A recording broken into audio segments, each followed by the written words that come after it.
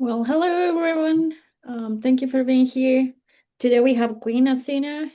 He's a data scientist in the Forest Futures Lab at the Carey Institute of Ecosystem Studies, where he works on a bunch of different cool stuff.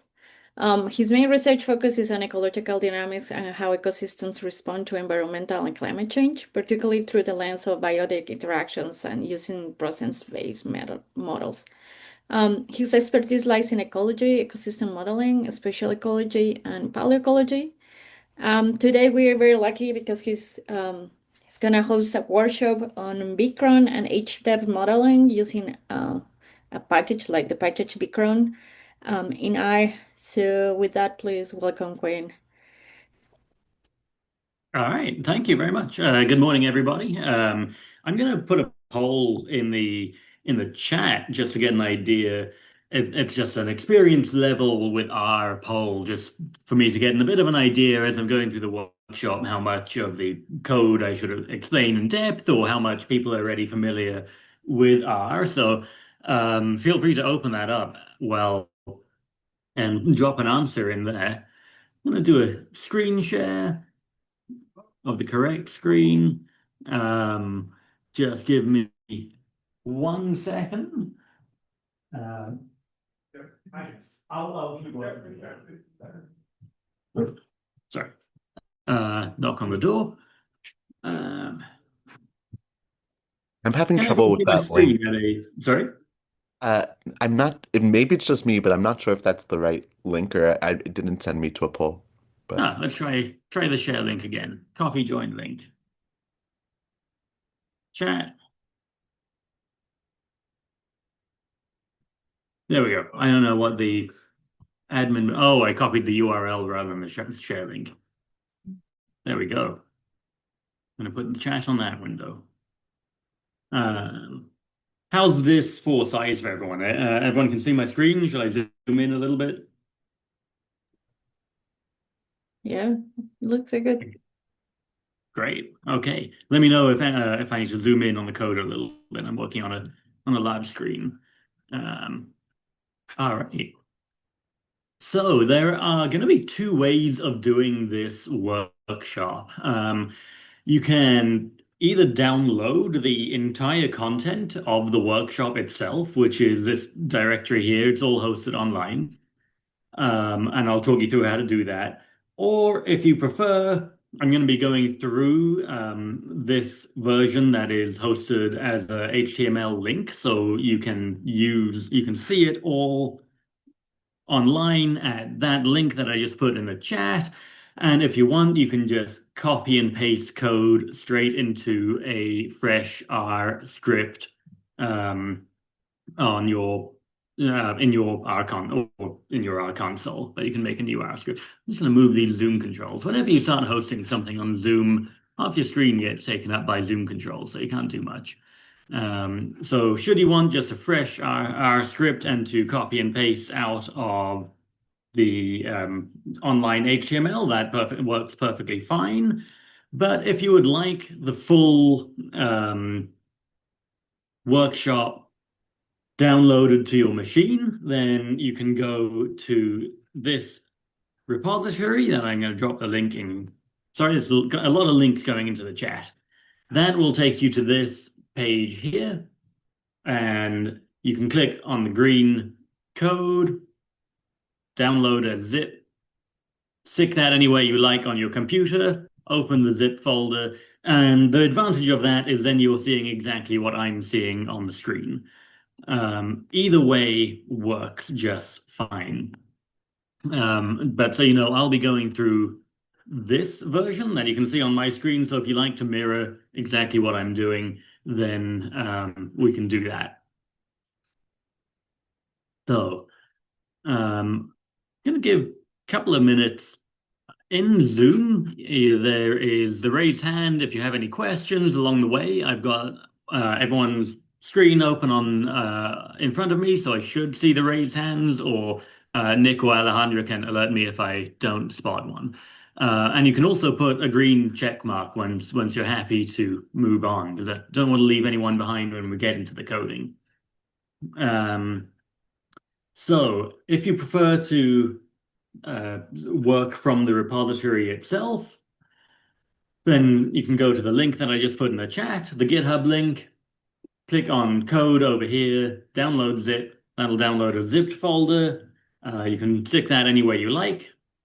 You're going to need to unzip the folder before you can do anything with it. So that's how you can download the structure of the data as is. And once again, alternatively, you can just follow through using the hosted web link and copy and paste code out of that. Probably the easier option. It depends how familiar you are with R and how you like to work. So this is the document we're going through. It is a bit of a collaborative effort. Some of it comes from Jack Williams' course in geography on paleoecology. Some of the code is from Simon Goring, who's one of the main authors of the Neotoma 2R package. And a lot of the information comes from Bchron itself, from the Bchron information and vignette. I've sort of strung this all together into one workshop document that hopefully we'll get through in the right amount of time. I'm seeing a couple of new people joining as we go, so I'm going to put the links in the chat again. So just for people to see them who have just newly joined. Also, Quinn, would it be possible if you can make the font size of your R package window a little bit bigger so people How's that? can read it? Oh, I can go one more. There we go.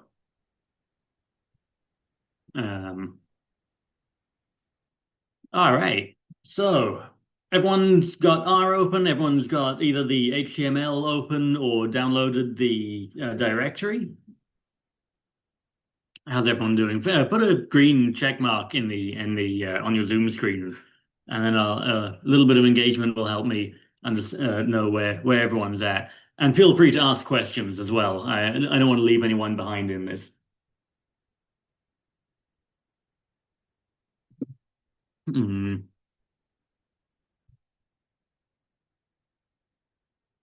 All right. Did I put put both links back in the chat.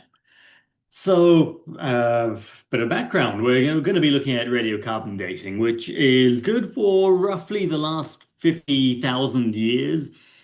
And the method we're going to be looking at, Bayesian age depth modeling methods, are relatively new. So we're going to look at a couple of older methods as well, just to be aware of what was previously used. And the importance of that is when you're reading the literature or downloading data from Neotoma or comparing your site to other sites in the region, some of the age depth models may have been created before Bayesian methods even existed. So it's always worthwhile knowing that the foundation of the literature that might be contributing to the knowledge of your sort of study region, some of it might need a bit of examining, maybe rebuilding some chronologies, however, whatever's appropriate to your region. In this workshop, we're using the package Bchron for building Bayesian age depth models. It's not the only one, notably Bchron is another popular one, probably more popular in the earlier years of age depth modeling is my hunch. There's also ones that you might have heard of like Oxcal. Bchron, the reason I like Bchron is it works very, very well in R. It's kind of seamless in R. Bchron is equally good. There's no reason I would choose one over the other. There's a review by Telford and I don't know how to say that name, Trash Cell, that shows that Bayesian age depth models. It's a good review, actually. It shows different sort of strengths and weaknesses, but that they're all more or less similar. So I usually use Bchron because it works very nicely in R. And so the first thing we want to do is just make sure we have all the necessary packages installed and loaded. And to do that, we're going to use this Pacman or this little chunk of code here. If you're working on the HTML, you can copy that whole chunk of code by clicking in the top right, copy to clipboard here. And you can copy that, paste it into your R console, hit enter, and if nothing displays on the screen, that is totally fine. It did its job. If it starts downloading packages, that's also okay. Pacman is a package manager, and it just makes doing this kind of thing nice and easy because then, for example, you don't need to do the two-step install packages and then library for that package. If the package exists, it'll load it. If it doesn't exist, it'll install it and then load it. So that's all that does. It's the same as doing install.packages, Bchron, and then library Bchron. And there's a few things in this workshop that I really am aiming to try and get across. And it's building that intuition around the uncertainty of chronology. Doing the code is relatively simple. Like you can copy and paste some code out of this and it'll run an age depth model. But that doesn't really tell us a great deal about the intricacies of age depth modeling. And we really want to begin to appreciate the pitfalls that you might come across. And the first one is that we've got to calibrate radiocarbon dates. So when you send off a sample to the lab to get it dated, you'll get a radiocarbon age. And that is not necessarily comparable to the actual calendar date in which we think something might have happened, or a date at that depth in the core, let's say. And that's because the amount of radiocarbon in the atmosphere has not been consistent through time. If you're interested in knowing like all the nitty-gritty details on that, then this paper in 2008 by Ramsey and Bronk goes into a lot of detail. It'll tell you all about the calculations involved and why you need calibration and how it all works. That's quite a good paper. It's very long. I'm pretty sure I've never read the whole thing. All the citations here are at the end of the document in the HTML. So as long as you keep the HTML link, you don't need to worry about like noting down every reference. Oops, excuse me. But we're going to go through an example of what that looks like. So we have an age that's been returned from your dating lab, and it'll give you the radiocarbon age, and it'll give you some standard deviation associated with that. So it'll be an age like this happened. I should have picked a better number, say 11,000 years ago, and the standard deviation around that is maybe 50 or 30 or 100. These numbers, figures, values here are pretty much picked at random just for an example. And it's from that distribution, from the age and the standard deviation, that we calculate the calibrated age, or the expected age at that depth in the core. And so this is what you might see fairly regularly, is a plot like this. And this is pretty important. And they can be a little bit confusing if this is your first time looking at them. So we'll spend a bit of time going through it.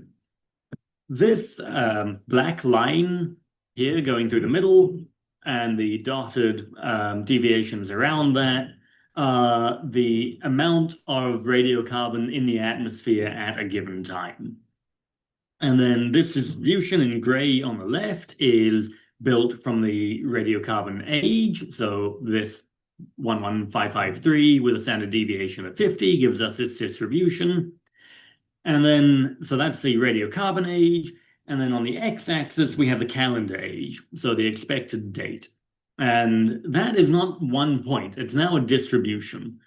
And the way I like to picture it is that this distribution is like an intersection of the uncalibrated age and everywhere where it might fall on the amount of radiocarbon in the atmosphere. So we sort of intersect the mean over here. It's going to fall within this standard deviation. We're going to start building this distribution. As we go further, we're going to get more of a peak here. We're going to get another peak here. we can take the tails of the distribution and we can line those up, and we're going to see that we're slowly building up this calendar age distribution. So another way of phrasing that is, given the mean and the standard deviation of our uncalibrated radiocarbon age, these are all the possible dates, calibrated ages that we might infer from that. So as you can see in this particular example, we got a decent range. We've got about 400, not quite, but 400-ish years, maybe a higher probability that it's going to lie within 13,500 and say 13,350.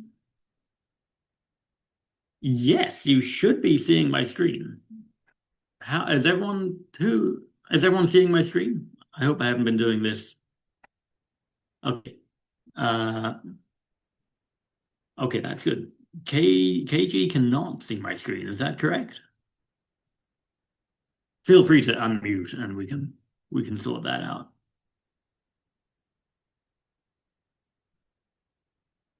It could be, there are like two tabs now in Zoom where like one says meeting and one, at least for me, the other says Quinasena screen. So I wonder if it's like you need to click on the right tab. Is the thought? Oh yeah, sometimes you need to like shift between like speaker view and maybe you need to pin his screen. Yeah, you might need to pin it or shift between speaker view and share screen view. Zoom seems to change every other week. Also, if I stop sharing and start sharing, it might prompt that automatically. So let me just do that.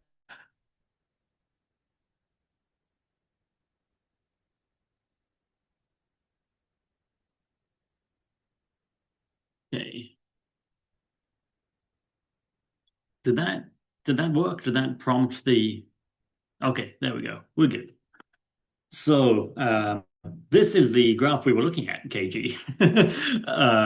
So this is on the x-axis, the calendar age. So the actual date or the distribution of possible dates given the radiocarbon age of the sample. So that's why we need to calibrate the ages, is because of this inconsistency in the amount of radiocarbon in the atmosphere over the last 50,000 years. And we're going to experiment with the code to do this, because I think it is quite valuable when you get a set of dates from your core to do this for each one and have a look at exactly what's going on. So this is where we're going to do a little bit of experimenting. So this is a hands-on workshop. So we're going to be using the code. We're going to be using R. So this is using the Bchron package, and Bchron has a function called Bchron calibrate. And you can have a look in R if you are, let's see. Looks like most people are familiar enough with R from the little poll I put out that I don't need to do too much explaining of the code. But if you want to check out the Bchron calibrate function and all of its various arguments and its documentation, you can do the question mark Bchron calibrate. And if you're in RStudio, it'll pop up over here. So we're going to give it 3 arguments. We're going to give it some ages to calibrate. This can be one value or it can be multiple. We're going to give it a standard deviation for each of those ages. And we're going to give it a calibration curve. So one of the complexities as well is that the calibration is actually different for the northern and the southern hemisphere because of how atmospheric circulation works and different amount of cosmic rays and all sorts of things that you can find out in the Ramsey paper that I'm not going to try and cover because I won't do it justice. So we have multiple different calibration curves, but we have a marine one and we have 2 terrestrial ones. IntCal 20 is the most up-to-date northern hemisphere curve, And SHCal 20 is the most up-to-date Southern Hemisphere curve at the moment. And so you can assign an object called, in this case, just called ages. You can give it a bunch of ages, a bunch of standard deviations, and a calibration curve per age. And the reason why you got to do that per age is because you can also have just normal, and normal assumes no calibration curves. It just assumes a normal distribution. And you might use that, say, at the very top of your core, where you don't have a radiocarbon date. You're just assuming that that is going to be the present. So you're not trying to calibrate it to a curve. And then what we get, we have this object called ages, and we can look at the summary of those ages, and it'll tell you date 1, date 2, date 3. It will tell you the highest probability ranges that date. We'll see this in plot format in a second, so it'll make a bit more sense. But we'll see the highest probability range that date for the calendar year of that radiocarbon date. We can plot those. So for each date, we also get a plot. The ranges on these plot, this big gray area, is this. So between the highest density ranges and the plots should display the same thing. Here we have date 2, we have 3 possible high density ranges. Here they are, 1, 2, 3. And we can see this one is a very low probability and it's a very small area. There's our very low probability small area. And that is what it looks like for our third date. You'll also notice that these graphs pretty much replicate this. So if I plot, I'm going to see if I can demonstrate this in R, because it's a bit of a tricky one because of plot dimensions. So that's what we're looking at there. If I squash that, actually, I do have a different standard deviation, so it's not going to look identical.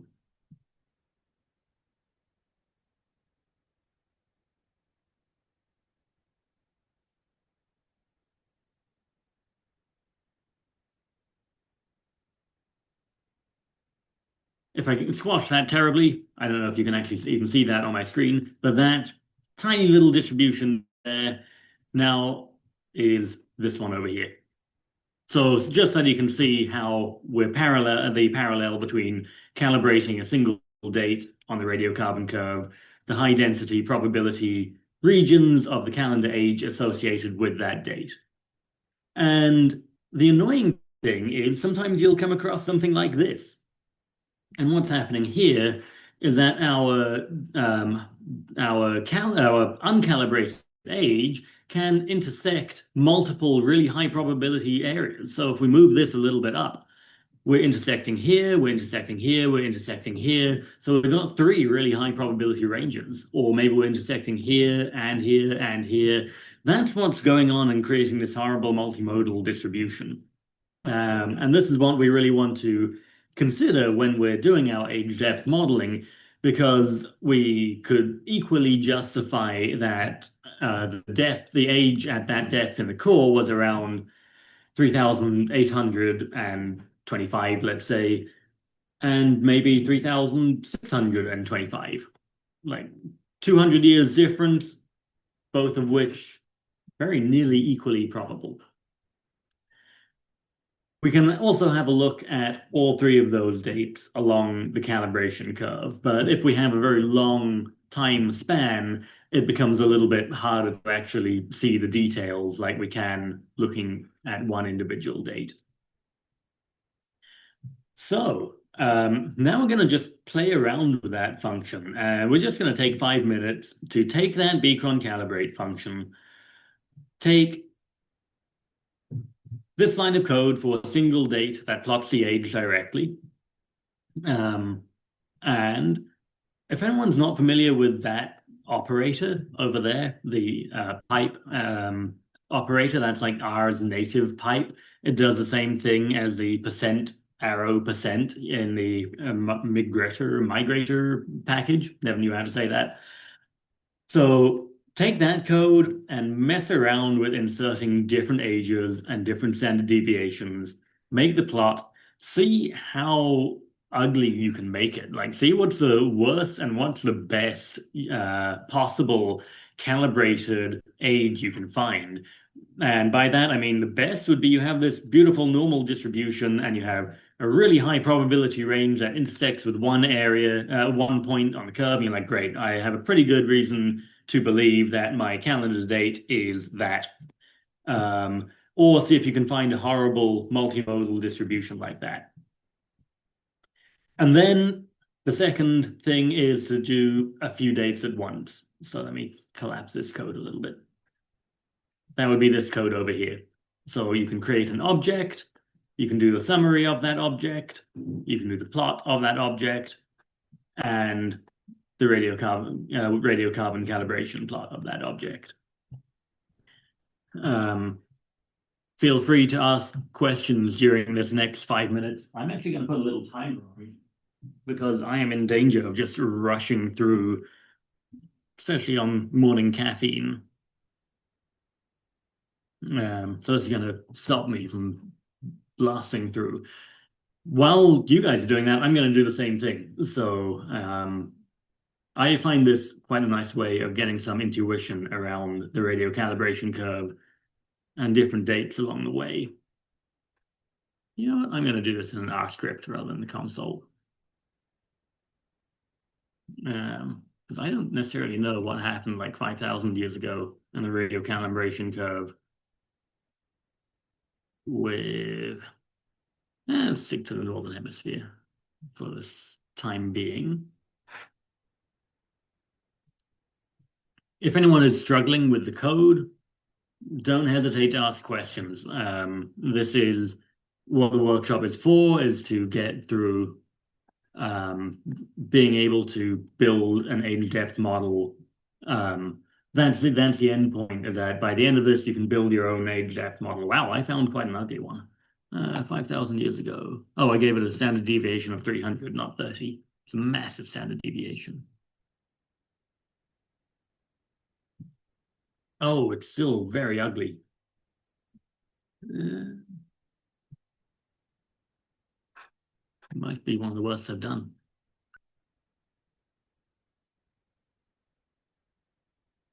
That's a little bit nicer. We're sort of less likely to be in these tiny little bump regions here and much more likely to be here. That's also quite a small standard deviation that I gave it.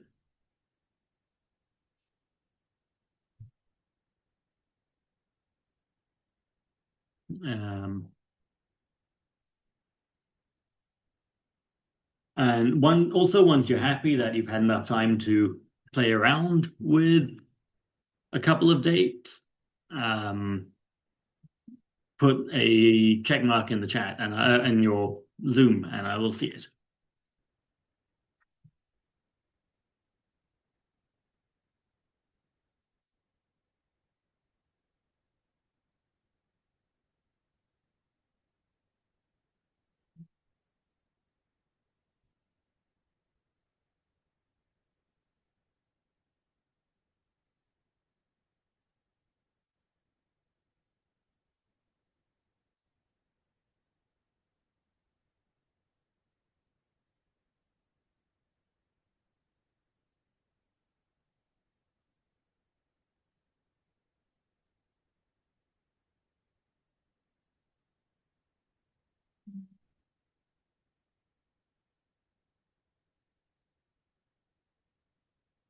So you'll probably notice the offset as well. So for example, in this one, I put a uncalibrated age of like 9,000 years ago, and its highest probability region is closer to 10,200 years ago. So that's the offset we're trying to take into account by calibrating the ages.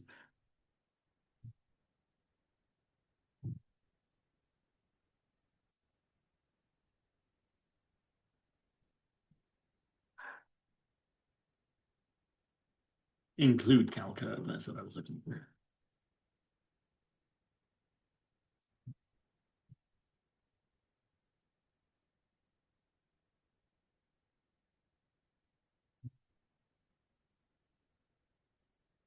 And I think I put also to try a different calibration curve. So that is all Northern Hemisphere. And if you go to the package documentation, you'll see cal curve is the argument, and it'll tell you all the possible inputs for that argument. So we'll see in cal 20, SH cal 20, marine 20, or normal. So it has four possible inputs to that argument. And they have to be, it's all case sensitive and everything. So that's why I refer to the documentation, because I can never remember if like SH is capitalized or not. So I'm just going to replace intcal with shcal and run that whole thing again and see what it looks like.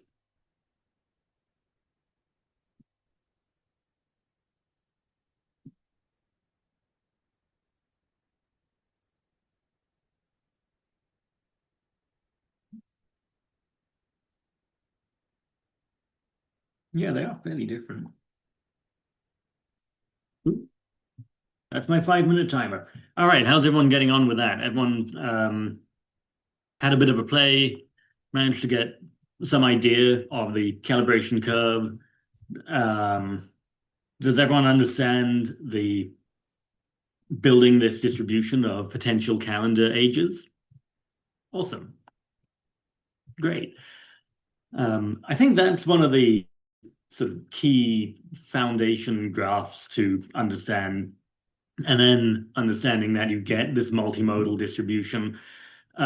Most commonly, what you will see reported is the median or the mean age. I'm not a big fan of taking the mean, to be honest. I think R Bacon might give you mean. Bchron certainly gives you median, but often you'll see just the median reported, often without the quartiles, which really bugs me. But if you just report the median, as we can see in this figure here, we could be anywhere between like up to 200 years off in our estimate of the calendar age at that depth of the core. So it is good to really check out all of these figures and have a good understanding of the uncertainty around the ages. We went through a couple of examples. So this, we're not going to code this. The reason we're going to look at the older methods is, like I mentioned at the beginning, is some of these are still in use. I was browsing around the Neotoma Explorer while I was writing this workshop, and I saw papers in like 2001 using linear interpolation, I think. And I think the reason for that is they just didn't have that many dates, which is understandable. Dates are expensive to collect. And we're not going to use these because we now have Bchron that'll give us a fancy Bayesian method of doing it. But it's worth knowing that papers, even up until quite recently, might be fitting the data with a straight up interpolation, regression, or maybe some sort of spline. So that is all classical age depth modeling.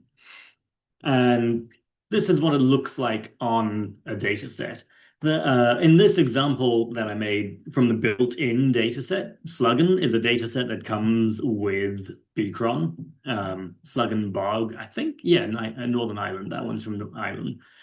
It's really well dated, so it doesn't really matter if I fit a polynomial or a spline, it's going to look pretty much the same. Fewer dates, you'll see a bit more wiggling going on. The ironic thing is that to quantify the uncertainty, you actually need some information.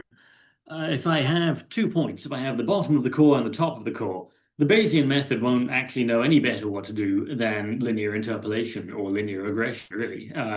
What you'll just see, if you have 2 points, is this massive funnel of uncertainty increase the further we get away from the point and then decrease back to the next date.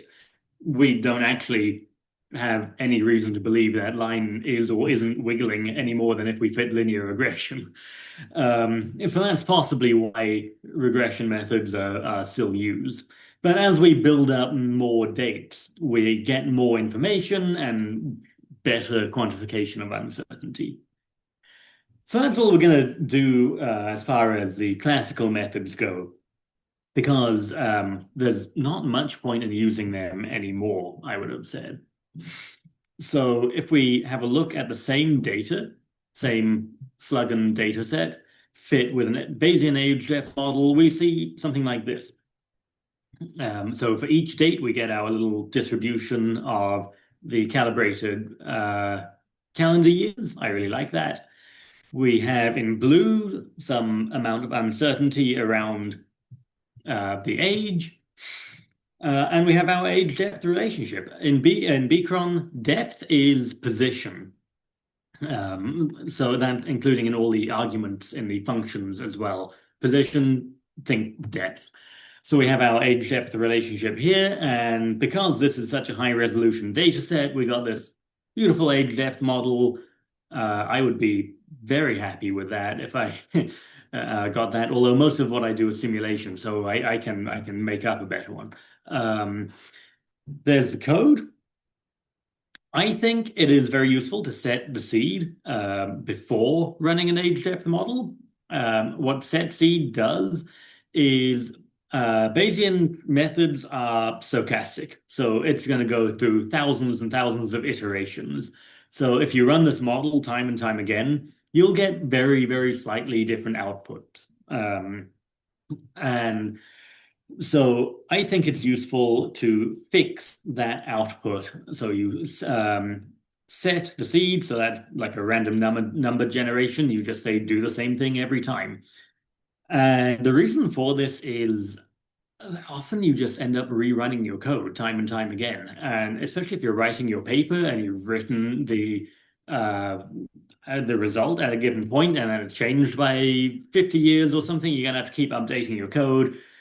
It is reproducible if you set the seed, so it's good practice and required by a lot of journals now that you like have a GitHub repository with your code associated with it. So if you want the paper to be fully reproducible, you need a seed. And the third reason is I'm sometimes given data to model, and someone gives me a CSV file has one age depth model, and I'm like, okay, I'll model that, and then they update the data a little bit, and they rerun the age model with the same dates, and I get a slightly different data set, and I have to remodel the whole thing. So honestly, saves you some trouble if you use set seed. The number in set seed doesn't mean anything. You can set seed at 1, 42, 1984, just stick any number in there, doesn't matter. The function for running the age depth model is bchronology. And it's important to remember that this does calibrate your dates all in one process. So you don't need to run Bchron calibrate and then bchronology. Put the Sluggan data set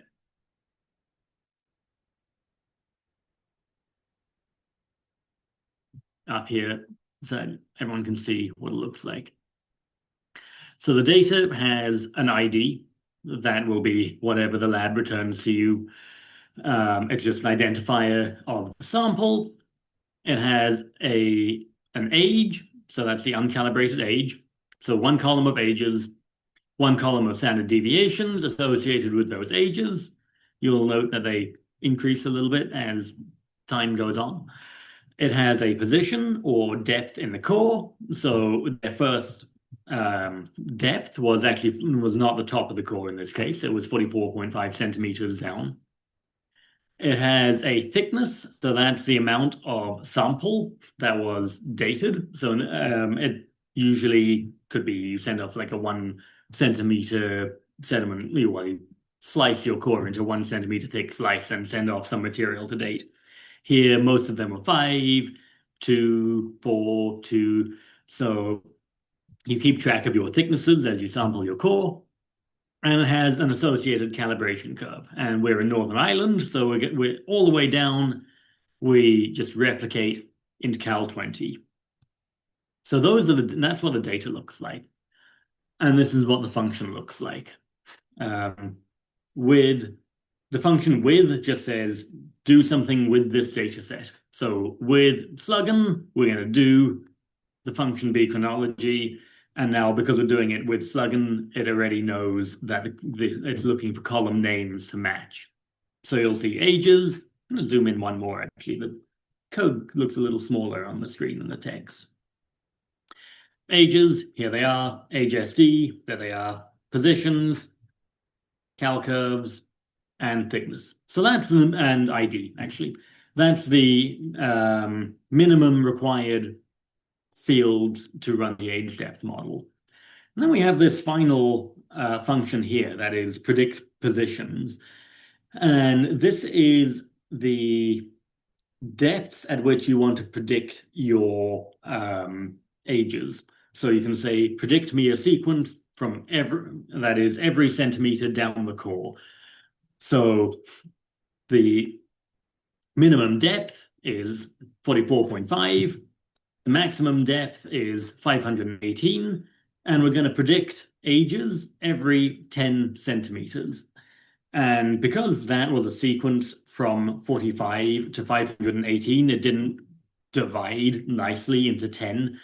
So I also just added 518 at the end, because we usually do want the bottom of our core or our very final sample, and we want the very top sample. So what that is saying is predict a sequence every 10 centimeters, predict my ages at every 10 centimeters, and also do 518. This is the typical output you get for it. For each depth, each 10 centimeter interval, we're going to get a median and some quartile ranges. This is what I was saying about regularly what is taken is this median age, and that's what's reported. If you're lucky, people report the 25 and 75%. I think it's absolutely essential to report those.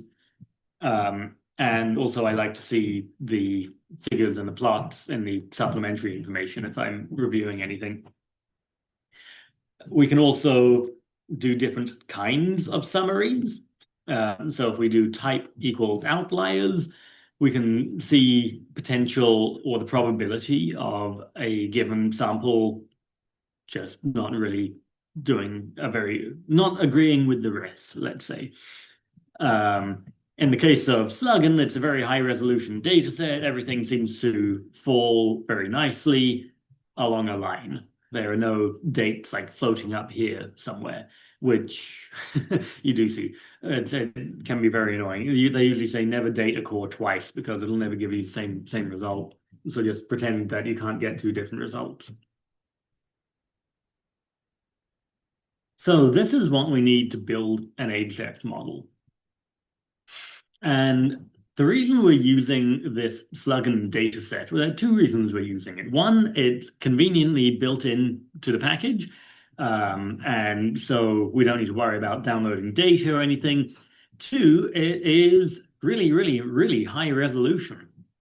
And one of the aims I trying to get through this workshop is what happens when you have fewer dates. Like how bad does this curve become? So we're going to mess around with this code. So you can copy this code pretty much as is. And what we're going to do is we're going to just artificially reduce the number of dates we're giving the age depth model. So I'll go through one example together. I'm going to put that code in my R script.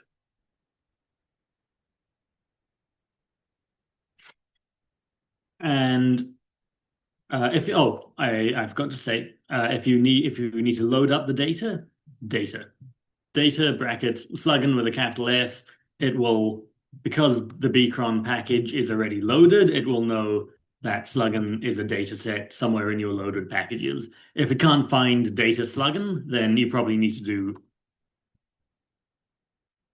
library Bchron, and it'll figure it out. And we're going to make a new data set. You can call it whatever you want, like Sluggin2. Terrible naming. And so we can see from Sluggin, if I run that, it has 31 rows. So it has 31 samples from top to bottom. So we're going to keep the top and we're going to keep the bottom. And we're going to just input some random rows to create a new data set. So this is taking row 10. So let's say I want to take row 10, I want to take row 5, I want to take row 20. So now we're reducing the samples from 31 to 1, 2, 3 to 5. And we're going to call it sluggen2 because we don't want to overwrite sluggen. So I'm going to change that over there to sluggen2. It does take a minute to run these models at a sequence of 10 centimeters. So I'm just going to increase that a little bit, give it less work to do. I'm going to run all of that. I seem to have a typo.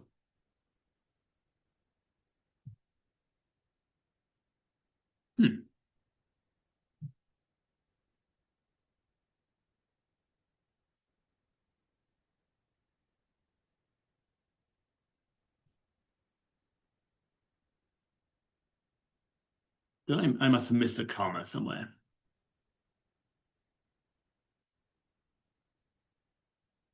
Yep, there was a missing comma somewhere, but I didn't spot it.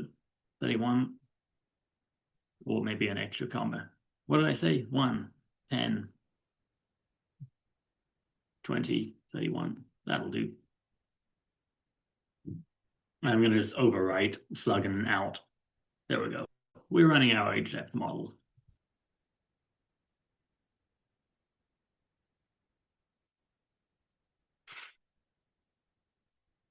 So feel free to be doing this as well and changing the number and placement of dates along the way. There we go.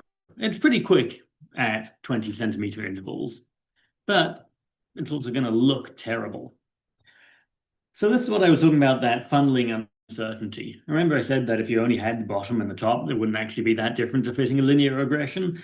So it doesn't have that much information to go by to fit this wiggly line through the dates. We got some kind of nice date distributions though, so that's what we're going to see. And the further away we get from a chronological control, we're just going to get more and more uncertainty around it, because we just have no information around to sort of hone that date. So if we go back to our first plot here, you can see we've got a lot more like wiggling going on. This is, of course, very important if we want to know our accumulation rates. If we want to know something about time averaging, we need to know our accumulation rate. So if I put these side by side, you can see in like this region here where we've got a bit of an S-shaped curve going on, we just now have straight lines. So the reason why it's fun to play around with this at different densities is just to understand what might change if I had more samples. And it makes you realize that things can change quite substantially if you had more samples. And therefore, if you're making any inferences from your data, oops, 32, so it's be 28. If you're making inferences from your data that something happened at this point in time, at this depth in my core, if I had more information, that might move quite substantially. The placement in time might move quite substantially. How's everyone doing? Is everyone having some success just altering the code and plotting different placements?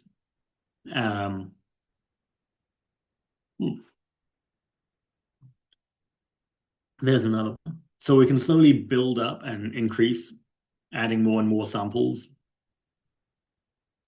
and get a better and better picture of what's going on.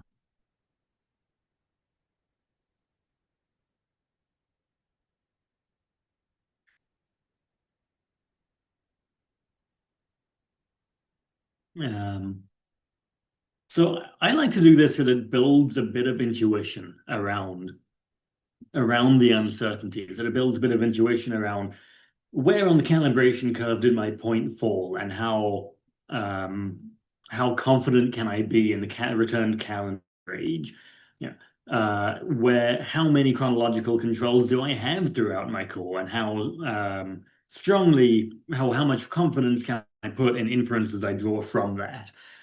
And there's a paper called Double the Dates and Go for Bayes by Martin Blau. This is why. If you want to get a better understanding, you need twice as many dates and a Bayesian age depth model. Easier said than done, because dates are not cheap to get a hold of. And for that reason, I think whenever you write a paper, you got to really consider your results and your inferences within the context of these uncertainties. Like, don't just take the median age and predict your age depth model throughout your core at around 1 centimeter resolution without enough information, and then start drawing inferences about when things happened, because that might change quite substantially if you had 3 more radiocarbon dates in your sample. So I think viewing things in that context is very important. I was going to see if anyone had one of these plots to share, but I realize we've got about 35 minutes left at this point. And so we won't worry about doing share screens. You can already see what's going on my screen. I'll see if I can do one more if it doesn't take too long to run, and we're going to predict at a higher resolution or higher depth sequence. Yeah, that's still running pretty quick.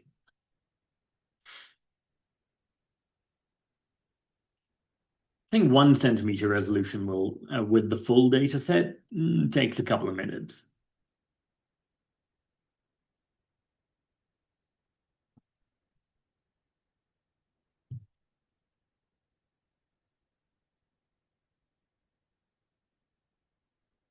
Okay, it looks basically the same if I change the resolution to 5 centimeters from 10. I guess we do have quite a deep core here, so I'm not going to see too much visually. It looks That's like Andrew has a question. Oh, yeah, fire away. I was just kind of curious because obviously you can get some measure of uncertainty from this, but are there other things that people run like sort of, like like leave one out validation, so rerun it over and over and just to see how much the model changes as you leave different dates out? Usually, yes, but Okay. I've never seen it done in a paper. I've only ever seen it done in method development. Okay. So, when they're developing these methods, they will have a simulated time series Mhm. and sometimes like an empirical data set as well, and iterate over and see how uncertainty changes. I I kind of like the idea of doing it in the paper, but it's also maybe when you're trying to get a publication, or maybe it's less productive time, but I would quite like to do that. And I'd be like, oh, I don't have that many dates. Let's run the model 1,000 times and see. Although actually, no, I take that back. The age depth model already is doing an iterative process. That is how it builds this distribution in the first place. It's not a single fit. It already does this many times to build up that distribution. So I wouldn't think it was necessary to repeat that process. Yeah. And then from Bchron, you can also, remember I said you can do different types of summaries. We had the summary for, here it is, for the age depth model itself with the depth and the estimated ages. We had the summary with outliers. We can also do things like summary of accumulation rate. And we can plot that out, and we can see accumulation rates through time. I wasn't going to go too far into the accumulation rates, but it is, I think, also quite a useful thing that I really don't often see done, considering accumulation rates equal or very strongly related to time averaging. So time averaging is if you have, say, a centimeter thick slice of sediment, it could cover 50 years of ecological productivity, or if it's really, really compressed, it could cover 150 years worth of ecological productivity, or 1 or 0.5. I'm not even too sure what the range is. I know peat bogs accumulate pretty quick. But so that you know, you can get those summaries. And if you want more detail on that type of thing, I do strongly recommend the Bchron vignette. There is a link to it here, I think further up and also down at the bottom here. Goes into more detail than I'm going to be able to cover here. I also got a lot of information from that vignette for this workshop, so it's pretty useful. Only thing I find lacking is sometimes it's lacking a lot of explanation, and it's hard to find explanation anywhere on these things. You can read the papers, but it doesn't really explain to you what's going on in the code, for example. Okay, so we're at 10 o'clock. I think we're doing pretty well. I think we can get through this next step of using some data from Neotoma.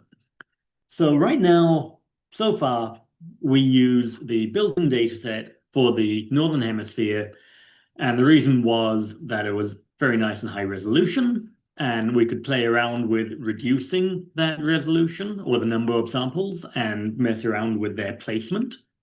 And get an idea of how that is going to influence the uncertainty of our output model. And also why that might be important to the inferences we make if we say there's a rise in a given species and we want to pin that in time, how uncertain is that boundary? But this is a Neotoma workshop, and there's a lot of data on Neotoma. And so we can go through how to rebuild a chronology with Neotoma data. So we're not going through all the steps of how to use the Neotoma 2 package. So I simplified it a bit just so that this runs. I went through Neotoma Explorer. If you want a workshop on the Neotoma package, then this link here will take you to the Neotoma GitHub repository, and there's a directory called current workshop, and that has like an HTML of different workflows for downloading data and manipulating data, plotting pollen sequences, or all that kind of thing. That's what we're not going to get to cover. We're just going to cover the building chronology little subsection. So this code, I'll go through it very quickly, but I just wrote it so that it works. I picked a few random site IDs because we already had an example from the Northern Hemisphere. I just picked a bunch from the Southern Hemisphere. We get the metadata, which is get sites, and we can plot them so we can see where those sites are. That is the ID associated with each site. There's a couple down here that I grabbed. We can check those out if we go to the Explorer link. It'll pop up in Neotoma Explorer. And you do have to click on the little black dot. And that'll give you plenty more information about that site. The name of the site, the ID, some description, the publications associated with it. You can see the chronology they built. They used Bacon. They had a basal date and a radiocarbon date up somewhere near the top. You can see some pollen diagrams. So to get the sites, I just went into Neotoma Explorer. I searched for sites that had pollen and some sort of age range and grabbed some sites at random. And then I saved the data. The reason I saved the data is just in case the Neotoma API is down or something like that when I run the workshop and you can't download it yourself. So if you downloaded the repository here, it's in the data folder. Otherwise, you can keep it all in RAM if you want to. Let's see if okay, that's working. Good. Just checking that.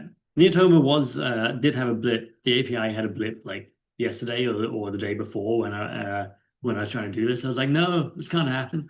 Not now. Not like this.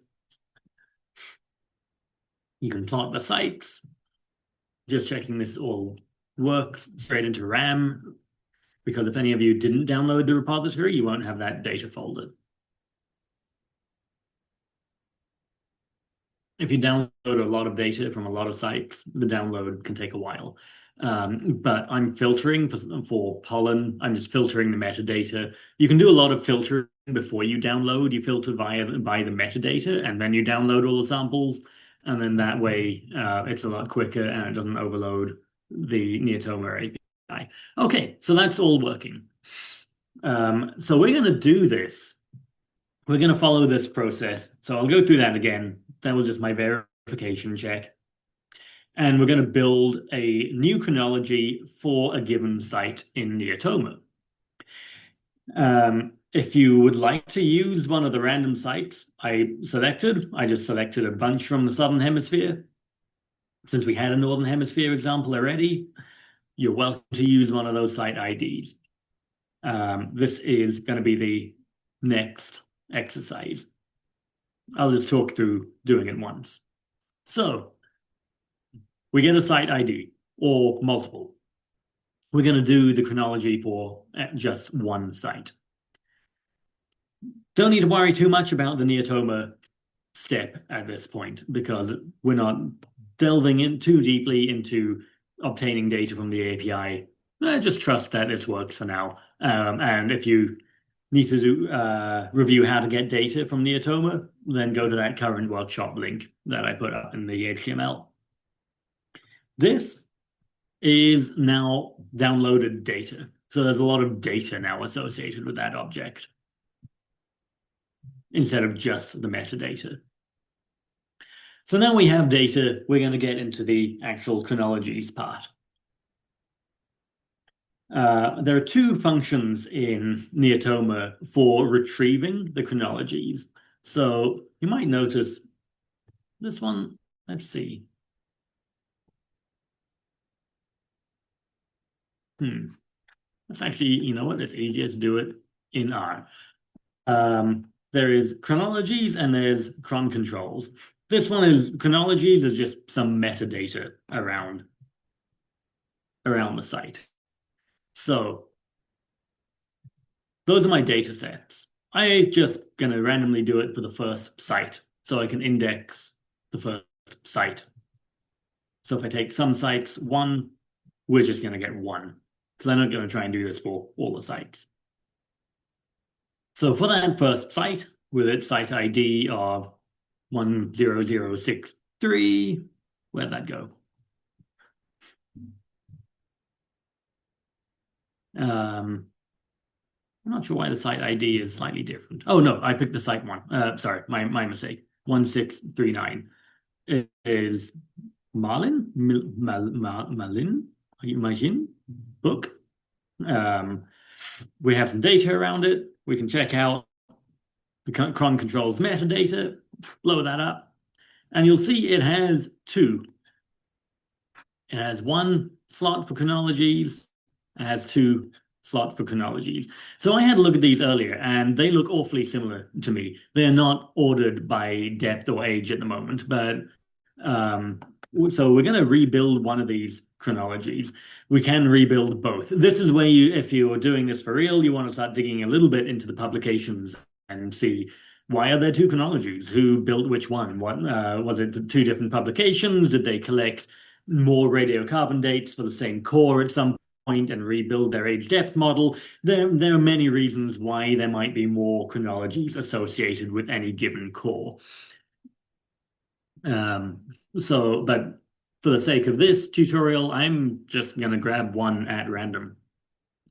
So I'm now going to use the cron controls object. So I'm going to actually get the data, not just the metadata.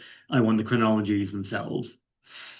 And I'm going to arrange them by depth. Otherwise, you get this 375 something something 0. So we want 0, the top of the core up top. Just going to call it controls. Now we have a nice data frame with the site ID, the chronology ID, depth, thickness, all the good stuff.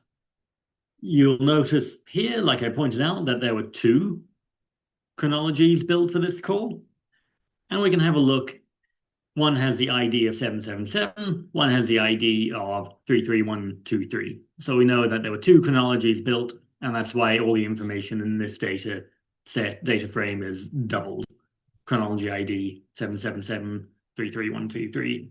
So we're going to want to filter that out. We're just going to select one of those chronologies.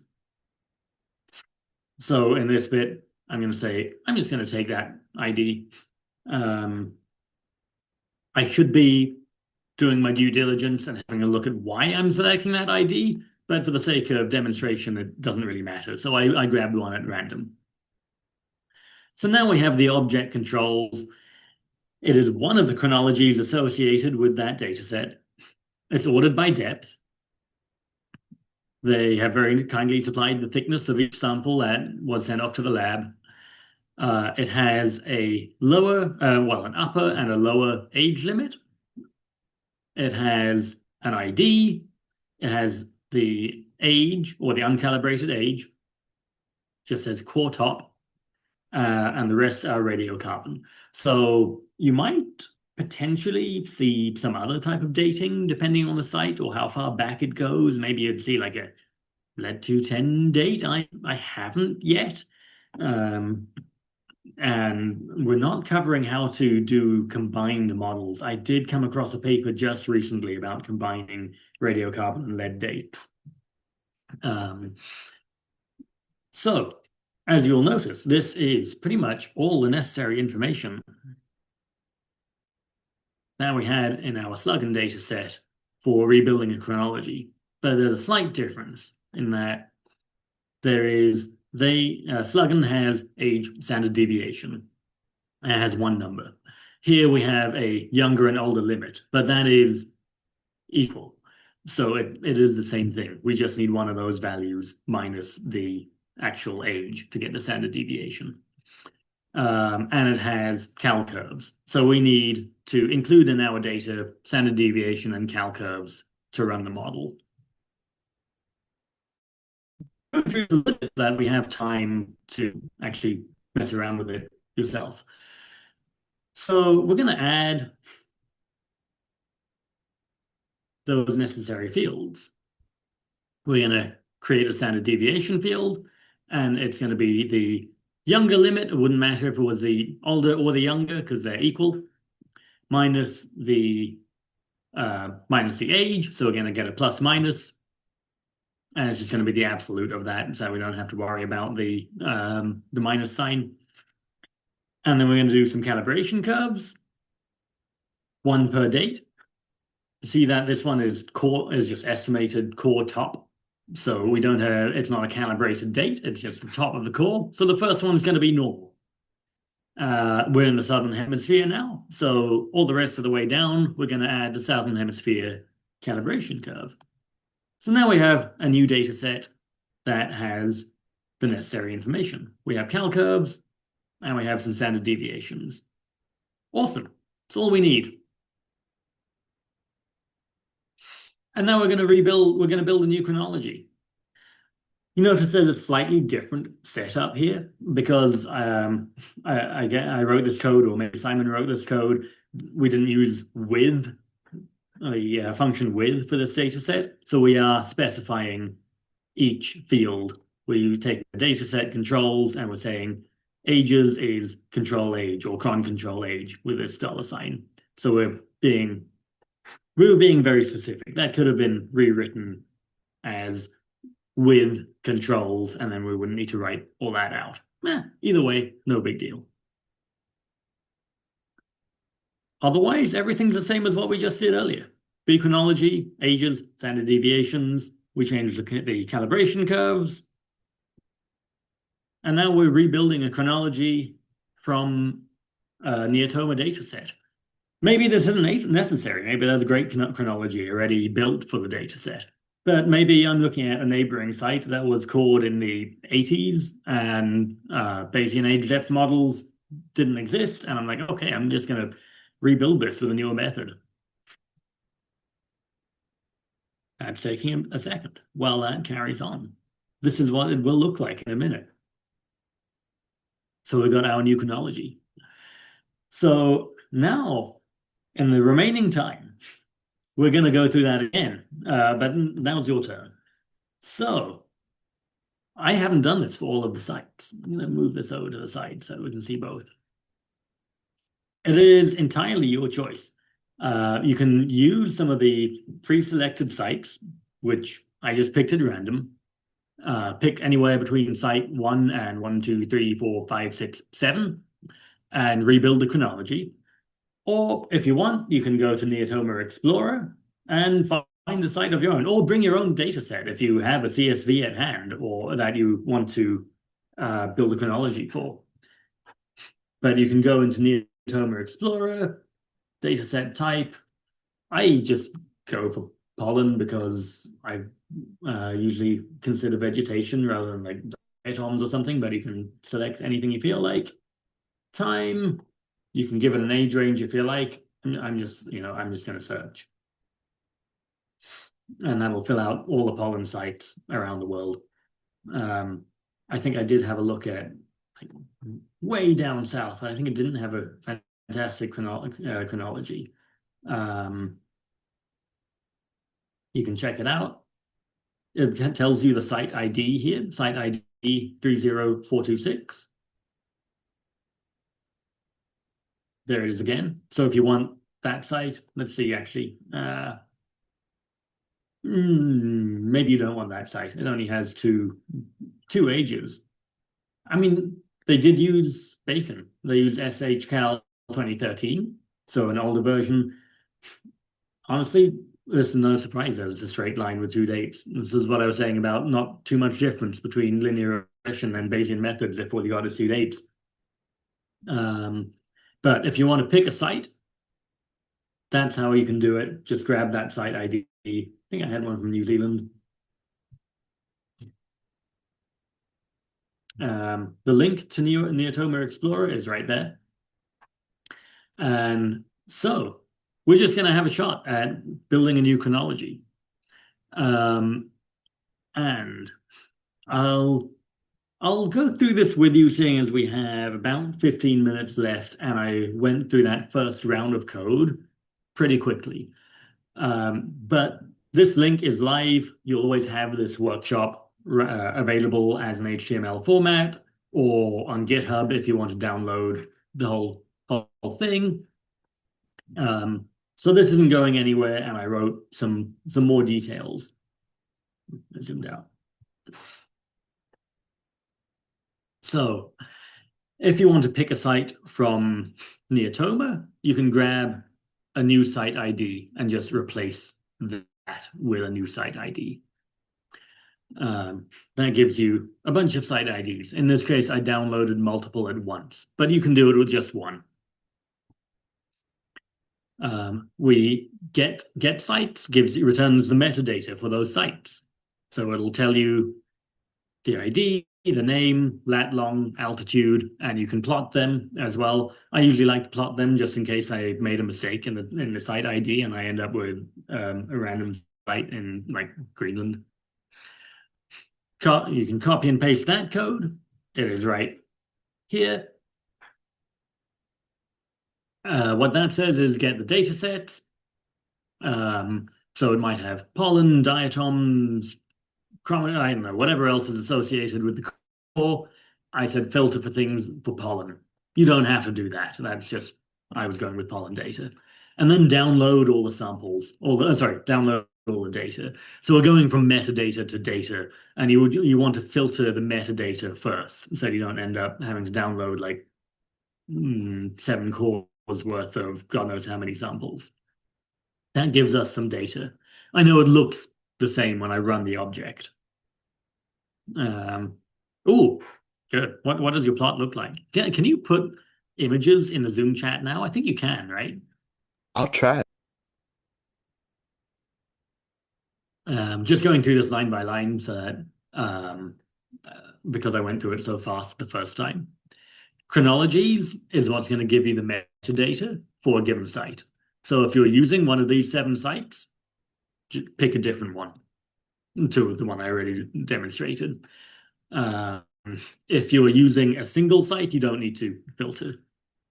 Oh, admin restrictions. Okay, we can do a share screen in the last couple of minutes then, because I'm curious. So controls meta from the function chronologies with your site from datasets after you've downloaded the datasets. Will tell you how many chronologies are associated with it and whatever other information the uploader chose to include. This one is a little short on the information.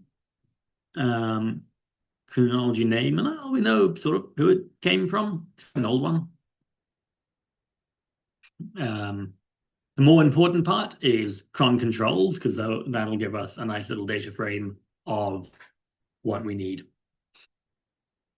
We can check out, maybe you have 7 chronologies associated with a core. So let's have a look at how many chronologies are associated and choose one. I thought I didn't change that. I'm going for a different site now. I haven't plotted all of these sites. Okay, that also has 2 chronologies. So I'm going to filter it by one of them. This is where I might start delving into the publications and stuff and see what's going on. Oh, not nice. One of these sites, I think it was the one in Australia, had a crazy radiocarbon samples, like up and down and up and down. I was like, damn, that's got to be annoying. I'm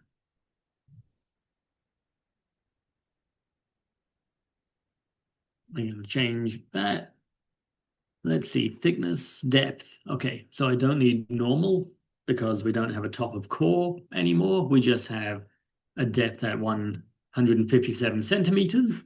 We're going to add, it is only 3 rows long, so we're going to add shcal 3 times. So we're just going to replicate, repeat shcal 3 times, and we're going to add it a new column called cal curves. And we're going to add our standard deviations as before. So I'm just editing the code as I go to cope with the changes. There we go. Now we've got 3 dates for shcal. This is going to look ugly because we're going from 157 centimeters down to almost 1,000. I guess I'll do like by 50.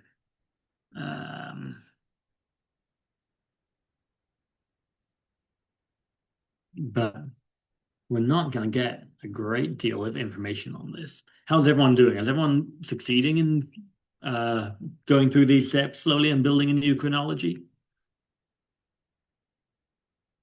Let's see what that looks like. Ooh. Yeah, we don't get much information on that.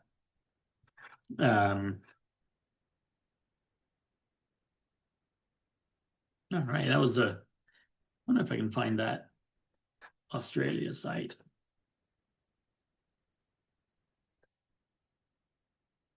I think it was this. Didn't mean to click out.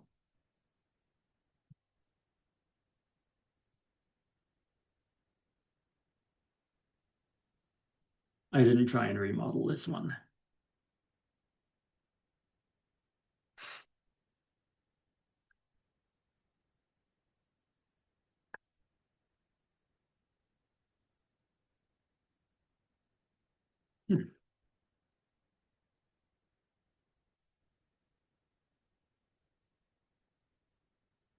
Being a little bit slow.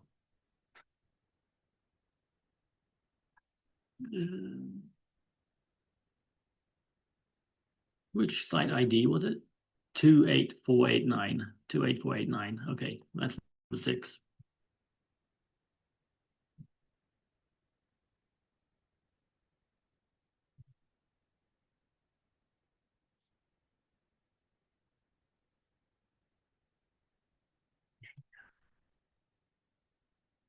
Just the one ID, so I don't actually need to filter, but it won't do anything. Won't cause a problem if I don't. Oh, lots of dates. Depth, 25 centimeters. Repeat 18 times. If I recall, this one is quite funny. Ooh, they got quite a high resolution in their depths, so I'll go with like 10.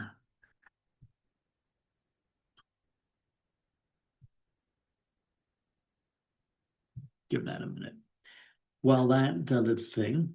Oh, okay, the API loaded. I think this is the one that had a crazy. I don't know what's going on here. It would not be my favorite data set. I'm sure the people who collected it probably do know what's going on. There could be all sorts of influxes of carbon, inwash, God knows what, hiatuses. I have no idea what's going on here. You can go to check out, and there's 4 publications. Most recently, still a little while ago, 2000. I think that's the most recent date, 86. I'm not sure. 2001. Yeah, 2001, a little while ago. I was kind of curious what was going on that site. And they built their chronology using Bacon, so should be pretty good. But still a little while ago. I don't know how many times the Bacon package has updated since 2001. All right, and that pretty much brings us, as far as content goes, to the end. Bunch of resources are included. It's a massive topic, age depth modeling. We got a model. It's great. I'd be looking at the probabilities of the outliers and stuff like that. I'd be looking at what could have happened. Those are all very site-specific details. But what I hope we have achieved is getting to at least be able to build a chronology in R, code-wise, not too complicated. And I hope that by doing some playing with the data, sort of artificially reducing the number of samples in the high resolution data set and messing around with different calibration plots, that we have got some appreciation of how sort of uncertain the chronology can be. And if anyone has any questions or wants to go through one of their examples, feel free. We can swap over the share screen as well. That brings us close to time. I hope that was helpful. It's the first time I've done this workshop, so.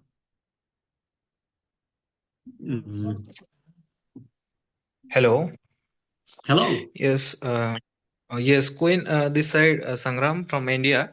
Actually, I have certain questions regarding reservoir effect in a coastal ecosystem. How you see Ooh. that coastal or marine reservoir effect Oh, that's a in good that particular. question. You know, that is a good question, but I do not know the answer. I must admit, I've not ever dealt with that myself. If anyone else has, feel free to weigh in. Coastal reservoir effects. Actually, No, sometimes in coastal ecosystem, sometimes the sea level rise and marine water are entered to the yeah, coastal. You know, so yeah. Do you get an influx of older or new older carbon when that happens? yeah. Yeah. Um,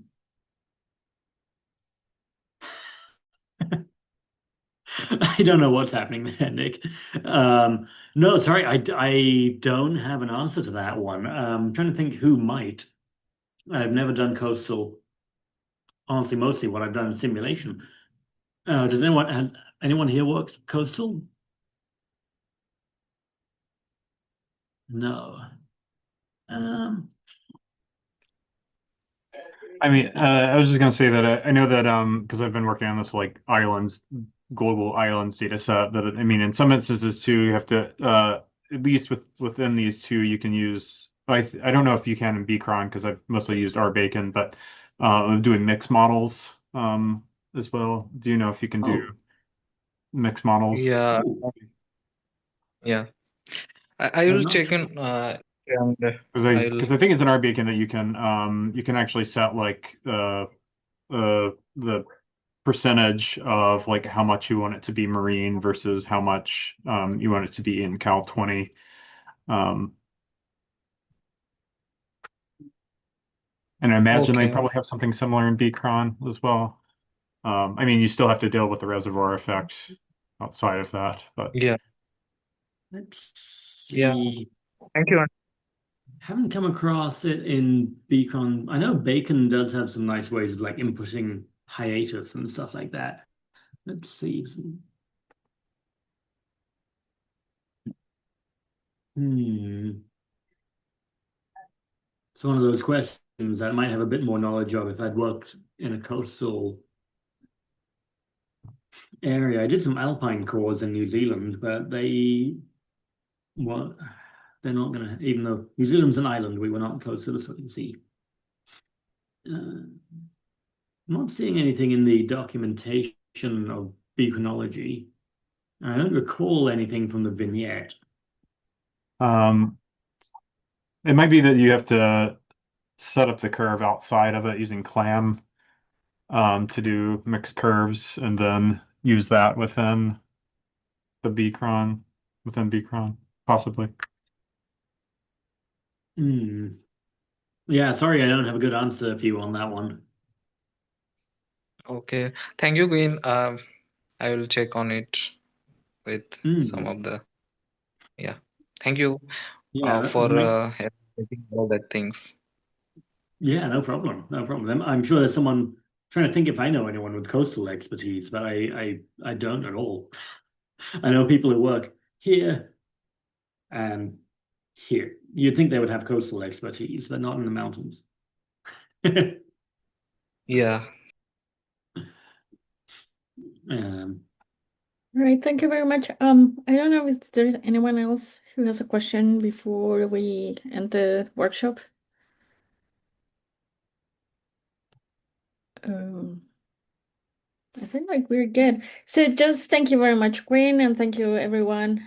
So this is gonna be the last workshop of the radiocarbon series, but we're planning to do another series of workshop next year. So please stay tuned, and then have a nice end of the year.